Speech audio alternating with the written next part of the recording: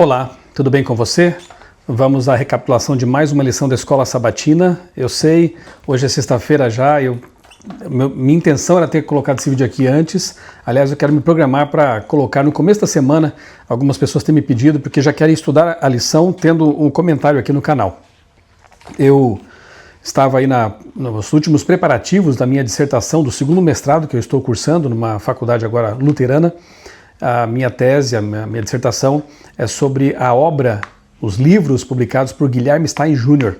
É um patrimônio tremendo que hoje, infelizmente, é muito pouco conhecido. Mais adiante, depois da defesa, eu quero falar sobre esse projeto, sobre essa pesquisa e deixar vocês assim mais a par do tremendo patrimônio bibliográfico, literário desse nosso pioneiro, o primeiro adventista batizado no Brasil, Guilherme Stein Jr., tá bom? Então, nessa correria toda, essa semana, fechando a minha dissertação, eu não consegui preparar o comentário aqui, gravar o vídeo mais cedo, mas vou me esforçar para fazer isso nas próximas semanas, tá bom? A lição tem sido muito boa, uma bênção, né, sobre Josué, e que bom que no Reavivados por Sua Palavra e agora com a lição, nós estamos ali caminhando juntos, por enquanto pelo menos, né? E aí temos uma oportunidade tremenda de nos aprofundarmos no estudo do livro de Josué, na sequência ali no povo de Deus, que saiu lá do Egito, nós vimos na lição anterior, e agora entra em Canaã, se estabelece ali, derrota os inimigos, e a lição dessa semana fala sobre comunhão com Deus de uma forma assim muito, muito bonita, né, muito profunda. Lealdade suprema, olha só, adoração em zona de guerra. Lição muito boa, e se eu fosse resumir assim numa frase, coloque Deus no centro de sua vida, sempre. Ou então, como o verso que foi muito bem escolhido aqui, o verso para memorizar, Mateus 6,33, né? Busquem em primeiro lugar o reino de Deus e a sua justiça, e todas estas coisas lhe serão acrescentadas. Tivemos então uma semana aí para estudar ações que foram feitas pelo povo de Deus, liderado ali por Josué, assim que chegaram à terra prometida, a Canaã, ações que nos fazem pensar nessa realidade para um cristão de verdade, que é a de que Deus deve ser o primeiro, o centro, o tudo na nossa vida.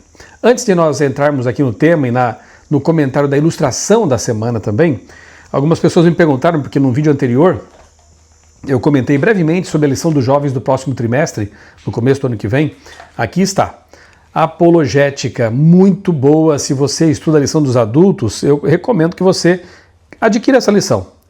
Ela foi escrita por um adventista, um pastor adventista, deixa eu pegar aqui o nome dele certinho, Anil Kanda, ex-muçulmano, convertido ao cristianismo, ao adventismo, e ele usa toda a sua experiência para trabalhar os temas que estão aqui nesta lição. Deixa eu só ler para você alguns deles aqui, para você ficar aqui com vontade de estudar, olha só. Vale a pena crer? Missão Areópago, assinatura do designer.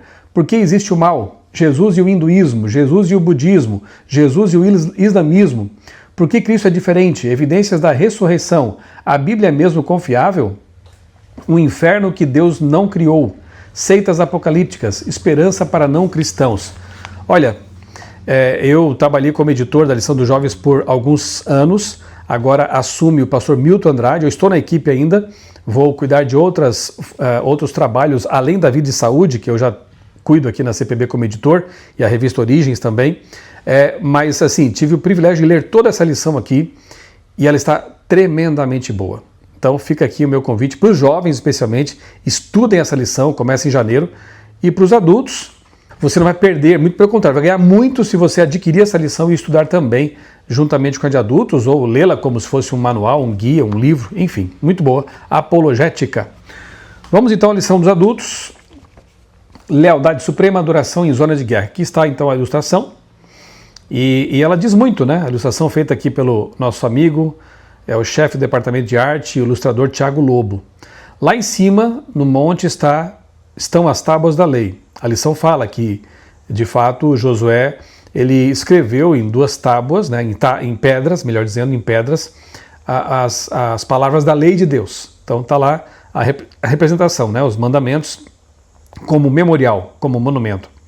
E ali no vale, no campo de batalha, né, temos ali espadas, lanças, escudos, representando o campo de batalha. No campo de batalha, alguém orando diante do altar. Interessante, né, porque essa ilustração nos faz, além de resumir bem o tema da semana, nos faz pensar no seguinte: nós também estamos no campo de batalha. Nós também estamos vivendo no meio de uma guerra, o grande conflito entre o bem e o mal. Estamos vestindo a armadura de Cristo, pelo menos espera-se que um cristão faça isso, né? Vestido com a armadura de Cristo, enfrentando as ciladas, os dardos inflamados do maligno, de Satanás, né? E nós temos que, em meio a essa batalha, priorizar o quê? A obediência a Deus, ali estão os mandamentos, e a adoração. Fazer de Deus o centro da nossa vida. Se fizermos isso, vamos sair ilesos, talvez com alguns arranhões, evidentemente, né? Mas sairemos com vida desta batalha. E, finalmente, vamos herdar a vida eterna, a Canaã celestial e a paz que tanto almejamos, né? Aqui está. Ótima ilustração, um bom motivo para você começar as discussões na classe, né? Amanhã, sábado. Aliás, deixa eu fazer aqui um convite, né? Reforçar o convite. Neste sábado, estarei com a minha esposa, meu filho, lá na Igreja Central de Curitiba. Você é meu convidado especial. O tema será do Éden ao Éden restaurado. Então, nós vamos celebrar ali o Sábado da Criação. Sim, o Sábado da Criação é em outubro, mas fizemos um ajuste aqui na agenda, nas nossas agendas, a minha e da igreja, e vamos então celebrar amanhã, sábado, o Sábado da Criação, com um tema criacionista. Então aí está o cartaz na tela, e você é meu convidado especial. Se você mora ali em Curitiba ou nas proximidades, visite-nos, esteja conosco lá para adorarmos a Deus, nosso Criador. Busque em primeiro lugar o reino de Deus e a sua justiça, e todas essas coisas lhe serão acrescentadas. O texto introdutório da lição aqui já diz tudo, né? Eu vou ler para você, porque está muito bom. Josué tomou a decisão aparentemente irracional de circuncidar os israelitas em território inimigo, celebrar a Páscoa diante de um perigo iminente, construir um altar e adorar o Senhor enquanto a conquista estava a todo vapor. Havia ali tribos que nem tinham sido alojadas ainda, né? E montar o tabernáculo do Senhor quando 7 tribos, como eu disse, em Israel ainda não haviam recebido sua herança. É mais ou menos aquele pensamento assim: eu estou muito ocupado, não tenho tempo para orar. Eu estou muito ocupado, minha agenda está lotada, não tenho tempo para ler a Bíblia, para buscar a Deus. Pois é, aqui nós vemos um líder de uma multidão, quase inumerável, tendo muito o que fazer, tribos para alojar, coisas para resolver, problemas com que lidar, e mesmo assim ele para lembrar o povo de que precisavam se circuncidar, os homens precisavam passar pela circuncisão, porque era uma geração que ainda não tinha passado por essa cerimônia, que é um símbolo da aliança de Deus com Abraão e o povo que veio dele, né, a circuncisão. Ainda não tinham celebrado a Páscoa ali naquele território, né, tinham celebrado a Páscoa lá na saída do Egito, um momento muito significativo, e agora precisavam celebrar a Páscoa ali naquele território recém-conquistado, e não tinham ainda construído um altar para adorar a Deus. Mas essas coisas podiam esperar, não podiam? Eles tinham coisas talvez mais importantes para fazer? Pois é, o ensinamento maior da lição dessa semana é justamente esse. Não há nada que seja mais importante do que nós estarmos em comunhão com Deus. Eu acho que era o Lutero, né, que dizia que quando ele tinha um dia muito ocupado, com muitas coisas para fazer, ele levantava mais cedo para poder ter seu tempo com Deus, em comunhão com Deus. A lição é clara. Nada, nenhum tipo de compromisso, nenhum tipo de situação deve nos afastar daquilo que é o mais importante, nosso tempo de comunhão com Deus. É só olharmos para a vida de Jesus, não é verdade? Ele tinha dias muito atarefados, muito ocupado, vivia ali cercado por multidões, curando, ensinando, cuidando das pessoas, e ele muitas vezes levantava de madrugada, porque sabia que seu dia seria muito extenso, muito ocupado. Ele então levantava de madrugada para orar, ter seus momentos de comunhão com Deus. Quantos momentos a gente vê na Bíblia ele saindo lá, buscando um local solitário para estar ali somente ele e o seu Pai Celestial. Se Jesus, que é o Filho de Deus, Deus encarnado, o homem-Deus, o Deus-homem, aqui na Terra, sentiu necessidade de orar, de buscar a Deus, quanto mais nós, que somos mera criatura, não é? Que somos seres humanos tão falhos e temos uma natureza pecaminosa, coisa que Jesus não tinha, temos nós, mais ainda, que orar, buscar a Deus, fazer aquilo que Jesus orientou, né? Fecha a porta do teu quarto e ali, somente tu com o teu Deus, busque-o. Abra o coração, converse com Ele, busque poder. É nesses momentos de comunhão com Deus que nós somos enchidos do poder do Espírito. E aí, tudo mais se resolve com a ajuda de Deus, ok? Em meio à correria da vida, tendemos a focar nas urgências que surgem diariamente. Com frequência, deixamos de lado momentos de qualidade para renovar nosso compromisso com Deus, fazer uma pausa e expressar gratidão por tudo o que Ele tem feito e continua a fazer por nós. O culto matutino e vespertino, assim como o altar da família, parecem fora de lugar em nossa rotina agitada, guiada pela conveniência e pela busca de realizações pessoais. Contudo, no fundo, todos sabemos que os momentos passados com Deus e com nossos entes queridos são o uso mais valioso de nosso tempo limitado. Deus existe, é o Criador do universo, quer nos conduzir à vida eterna. Portanto, não há nada mais precioso e importante do que, repito, ter nossos tempos, nosso momento de comunhão com Ele.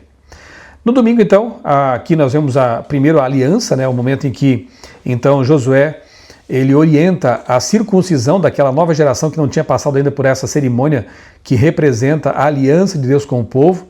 Deus orientou Abraão lá atrás, né, a circuncidar os meninos no 8º dia. Já comentei isso em algumas palestras, né, que o 8º dia, agora falando um pouquinho sobre aspecto científico, é o momento, né, na sua vida em que você vai ter maiores taxas de protrombina circulante no sangue. Portanto, essa substância ela participa do processo de coagulação.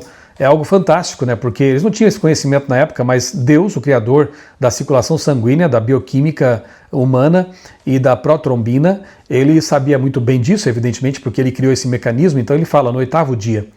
E aí a circuncisão é feita no pênis, órgão que representa a reprodução, né? A perpetuação da espécie, do povo aqui. Então era um lembrete, claro, na própria carne, de que há uma aliança de Deus com aquele povo, né? No Novo Testamento esse assunto ele é reconsiderado, enfim, mas aqui era ainda algo importante, era um símbolo da aliança. Havia algo mais importante do que a conquista militar, a aliança de Israel com Deus, e aqui simbolizada pela circuncisão. Em vez de preparar os cavalos e afiarem espadas, eles se dedicaram a um ritual que deixou a maior parte da força de combate vulnerável por pelo menos 3 dias. Eu acho que até mais que isso, imagine, né? Uma cirurgia feita com pedra afiada, sem anestesia, sem recursos da medicina atual. Então, eles precisavam realmente esperar ali que houvesse a coagulação e estavam convalescendo. E era um voto de confiança, né? Um gesto de confiança em Deus, porque os homens ficariam indispostos para guerras, batalhas, para defesa. Mas ao fazerem isso, estavam confiando de que Deus iria cuidar de tudo. Assim como nós também, quando priorizamos a aliança com Deus, priorizamos nossa comunhão com Deus, nós confiamos de que Deus vai nos ajudar a cuidar de tudo mais que temos para resolver. Muito bem, aí na segunda-feira nós temos o relato sobre a Páscoa, né? E é dito aqui que na noite do 4º dia do mês, do 14º dia do mês, eles celebraram a Páscoa, comeram o Cordeiro Pascal. Nós já sabemos muito bem do que isso tudo, para quem isso tudo apontava, né? O Cordeiro é Jesus. A primeira Páscoa, lá quando eles saem do Egito, lembra? Os umbrais da porta, o sangue naqueles umbrais, protegendo aquela casa, o sangue do Cordeiro. Eles tinham que comer o Cordeiro, representando assim a posse, né, dos méritos que são do Cordeiro e não nossos, né? A recepção desses méritos. Então eles são libertados, eles são perdoados, eles são salvos pelo Cordeiro. O anjo destruidor passa por sobre as casas que tinham crido e aplicado o sangue. Se você aceita o sangue de Cristo como sendo seu, méritos dele aplicados sobre você, você também pode ter a certeza de que Deus vai olhar para você como um justificado, como um justo, portanto, não por si ou por seus méritos que você não tem, nem eu, mas pelos méritos de Cristo. Então, a Páscoa apontava para o Cordeiro Pascal, né? O Cordeiro Pascal é Jesus Cristo. No 14º dia do mês, eles então celebravam, só que na noite desse dia, portanto já era o 15º dia, né? Isso é muito significativo, porque quando a gente analisa a profecia de Daniel 9 e a morte de Cristo, nós sabemos que ele morreu exatamente no dia em que o Cordeiro Pascal era comido. Então Jesus morre ali no 15 de Nisan, e eles aqui celebraram a Páscoa nesse dia, 14 e 15, né? É bem interessante isso aí. A celebração da Páscoa marcou o início de uma nova era na história de Israel. Apontava para seu cumprimento antitípico no Cordeiro de Deus que nos resgatou da escravidão do pecado. Bem, na terça-feira nós temos então altares de renovação. E aí vemos Josué praticando aquilo que os patriarcas também faziam. Abraão fez muito isso, né? Moisés e outros patriarcas, né? Que é erigir altares para celebrar, para cultuar o Deus verdadeiro. Por onde Abraão passava, deixava ali altares. E as pessoas que passavam por aquela região viam que por ali tinha passado o servo de Deus, né? E hoje, como que nós podemos aplicar esse conceito à nossa vida atual, quando não estamos aí erigindo altares de pedra, né? Nós sabemos muito bem que o culto familiar é um tipo de altar, né? Toda vez que nós nos reunimos com a família, reunimos ali os filhos, nosso cônjuge, em volta do altar simbólico da família, lemos um trecho da Bíblia, cantamos hinos ao Senhor, oramos juntos, nós estamos também cultuando o Senhor e edificando, erigindo altares de oração no nosso templo. Josué escreveu a cópia da lei em grandes pedras caiadas, distintas das pedras do altar. Assim, as pedras, que provavelmente continham os 10 mandamentos, formavam um monumento separado nas proximidades do altar, como na ilustração que nós vimos há pouco, né?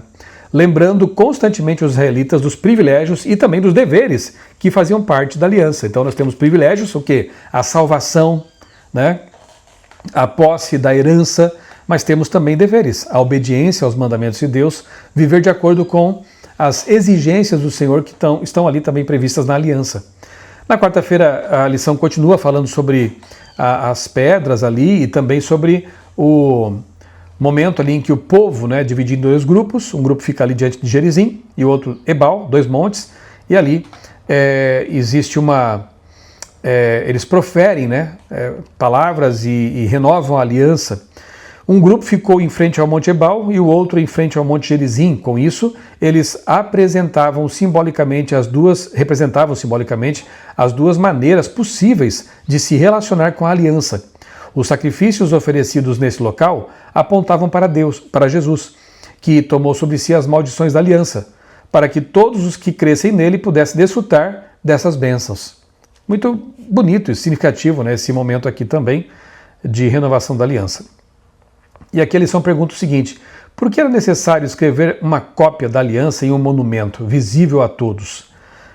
A Santa Ceia, por exemplo, é um tipo de monumento, não físico, né, mas uma celebração que recorda, né, façam isso em minha memória até que eu venha, né? Jesus pediu que isso fosse feito. Então, a Bíblia está repleta de momentos, de situações, de coisas materiais mesmo, que simbolizam essa relação com Deus e lembram de alguma coisa importante para nós e para Deus.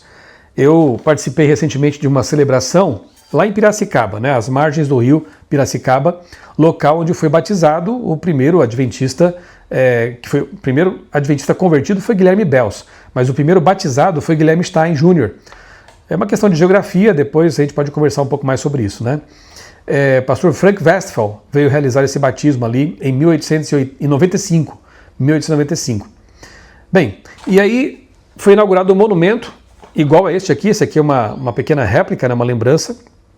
Ali, na margem do rio Piracicaba, tem um monumento como esse aqui em aço, certo?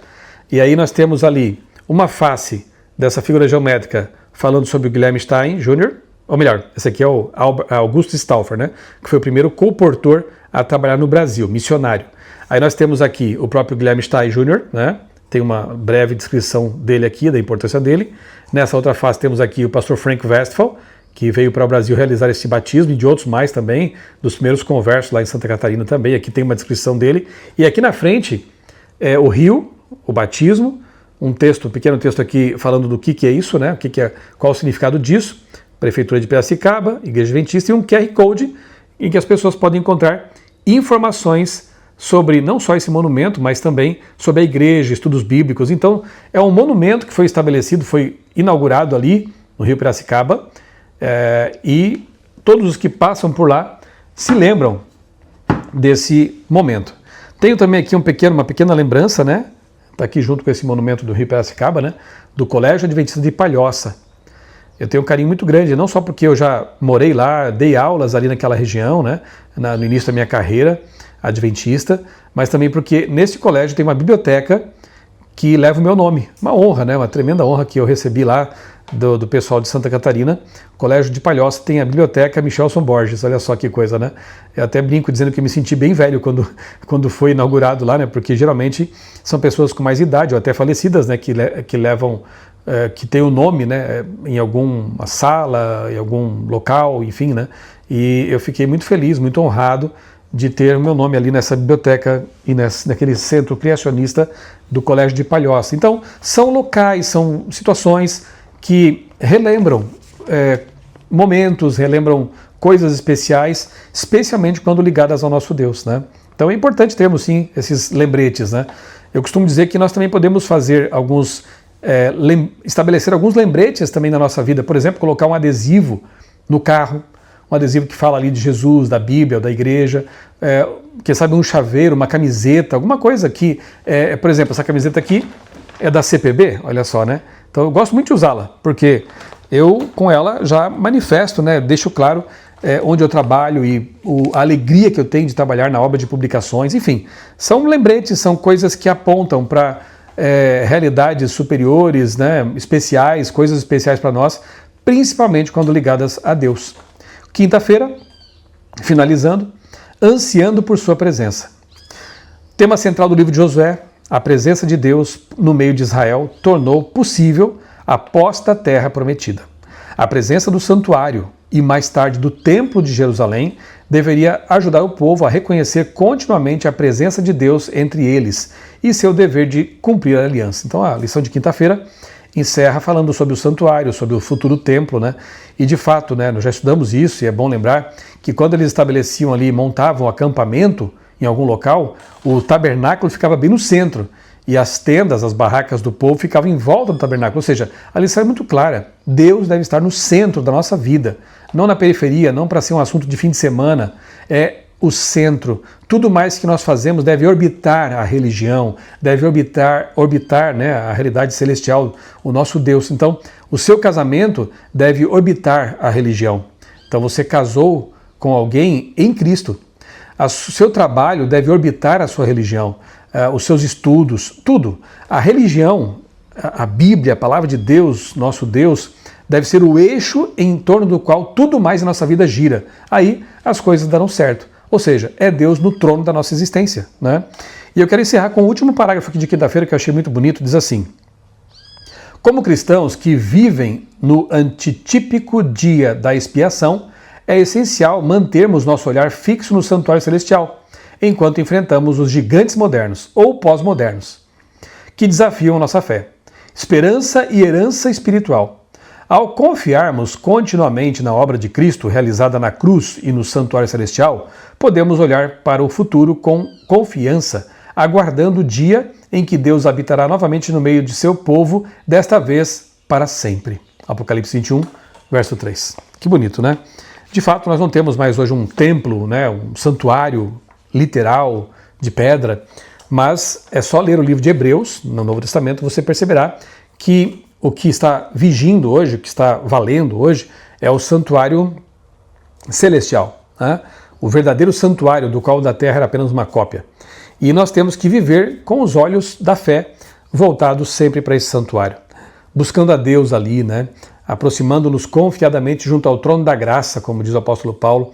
Então, nós teremos também a nossa confiança renovada, lembraremos todos os dias de que estamos no campo de batalha, mas que Deus está conosco e que em breve a vitória será assegurada ao seu povo. Deus nos abençoe para que nós realmente vivamos como aqueles que têm Deus, né, o Senhor, como centro da nossa vida, e que a nossa prioridade máxima seja sempre a nossa relação, comunhão com esse Deus maravilhoso. Vamos orar? Pai querido, bondoso Deus, obrigado, Senhor, por mais essa lição maravilhosa que nos faz pensar na importância de mantermos uma comunhão íntima contigo. Ajuda-nos, Pai, em meio a nossas correrias e compromissos e afazeres, a dedicar sempre um tempo especial para a comunhão contigo. E que nessas batalhas da vida possamos olhar para o alto, para o santuário celestial pela fé e entender que tu estás no centro, no trono do universo e que tu tens tudo sob controle e que em breve nós estaremos na tua presença literalmente e para sempre. Nós oramos agradecidos em nome do Senhor Jesus. Amém. Um abraço, Deus abençoe você, a sua família e até o próximo vídeo aqui do comentário da lição da Escola Sabatina.